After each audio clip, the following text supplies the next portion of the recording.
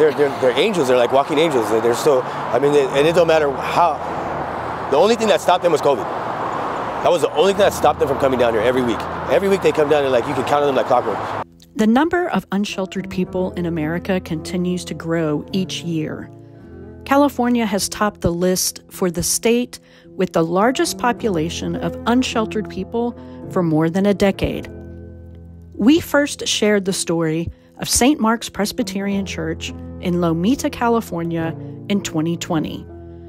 We told how the Matthew 25 movement energized this congregation and shared the example of the mighty women of St. Mark's, who had been serving and ministering to the people in an encampment near their church for years. We recently visited St. Mark's and learned how their ministry has grown and branched out as these women continue to walk alongside those in need. The women, and there's a lot of people that come out, but I just wanted to say that the community really helps out a whole lot. I mean, they come out and they do a whole lot for us. Seeing a need to help those who become housed stay housed and continue to thrive, the women of St. Mark's stepped up once again and created a program called Free Butterflies. What happened was 3 years ago, in November of 2019, several women had gotten housed, but they were far from the encampment where their friends were. The only landlords who would rent to them were in South LA, and I realized how hard it would be to make that transition and that a support group would be helpful. Every one of the ladies have been on the street for many, many years, and Becky is the one who organizes them on a Zoom meeting. And as the butterflies have now been housed and are more stable in their lives, they're now able to give back. I think I've been a Free Butterfly for about a year and a half now. My experiences with them is they're very supportive too. What stays in the group, stays in the group. And, you know, I have a whole lot of groups that I'm supposed to go to, but Free Butterfly is the only group that I come to. We have 100% of the people who are active in the group have stayed housed.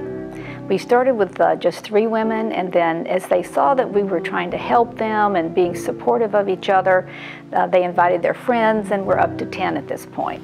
I'm so glad I'm here. So glad. Heidi is one of these incredible people.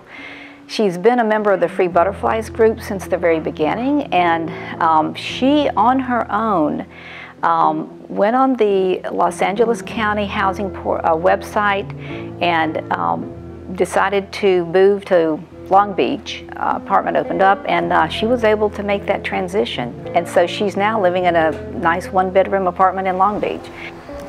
What does this look like to you? Looks like an angel, doesn't it? In the picture? Yeah. There's somebody taking a picture of where we were homeless at from the recycle center. The clouds look like that, so I had it blown up onto one of these tiles. And to me, it looks like an angel with the face and the wings out. Originally, it was Becky coming out where I was homeless on the streets, and she just got lucky that day that I chose to talk to her. And I got lucky that I chose to talk to her, because if it wasn't for her, I probably would have never gotten housed. It's all my paints and everything on there. But this is pretty much where I do most of it, yeah. My Lazy Susans. These are some of the tiles I was going through when we had the tea meeting that I decorated with beads around the sides of them and stuff. It's good therapy for me, because you're able to just sit and relax and try and work with whatever you have in front of you. It's not like I actually have to, you know, draw something, because I'm bad at drawing, but but I am pretty good at doing the painting that I do. The role is really one of support to help foster an environment to bring out the best in everybody and to help these women remain housed. So as a group, we meet, as you know, online once a month, and we hear what everybody's needs and concerns are, and then we think very creatively as to how we can address these. When I met Debbie, a Free Butterfly, and we were just chatting, and she said, I used to knit. And I said, well, why don't we get you back into that? So we got her some yarn and some needles. Kathy got me back into it, which I'm grateful for. And, you know, I just am knitting away. It keeps me busy, occupied, and I love doing it. to, you know, make other people warm with blankets and stuff. Yes, keeps me busy, and I just nut away. It's not just the women of St. Mark's Presbyterian who are ministering to the free butterflies. The entire congregation is involved in supporting this ministry and helping them work on goals to stay housed and improve their lives. The congregation at St. Mark's has been incredibly supportive. They give us financial support. We have donations of household items that we give people when they first move to an apartment. Those are donations from the church. They'll give clothing, food. They have been incredibly supportive of us. We couldn't do it without the support of the congregation, plus their prayers. They pray for us. They give us words of encouragement. I'm so involved with St. Mark's, with the housing ministry, and I'm a deacon here, and whatever else is needed here, I do, and I help people with rides and stuff like that. The Free Butterflies help them with rides when I can, and I deliver food with Becky, and so I really have a purpose for St. Mark's, a giver and a lover to the world. I mean, that's how I see it, you know, I really do, and it makes me happy to be a member. The impact on the congregation, I think, has really been, in some ways, an enlightening and an eye-opening that the Free Butterflies can make valuable contributions to society, given the supplies and the right environment and what they need to flourish and foster.